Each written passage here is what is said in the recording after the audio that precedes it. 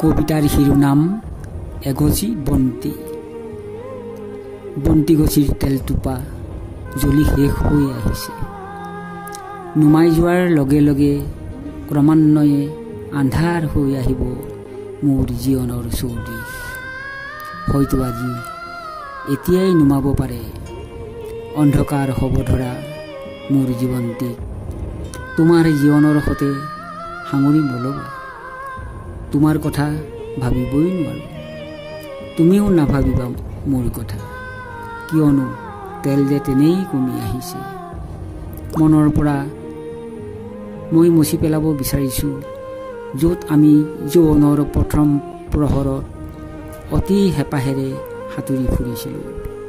দুচকুত ভাহিছিল অলেখ ৰঙীন স্বপ্ন। শেষ মুহূৰ্তলৈকে মই ৰৈয়েই থাকিব লাগিব, তোমাৰ বাবে নহয়, মোৰ নিজৰ বাবেহে। মোৰ বুকুত সযতনে সাঁচি থোৱা তোমাৰ ছবিখনো আন্ধাৰত মনিব নোৱাৰা হৈ আহিছোঁ। হেঁপাহৰ নদীত উটি যাওঁতেই জাজি হৈ ৰ'ল।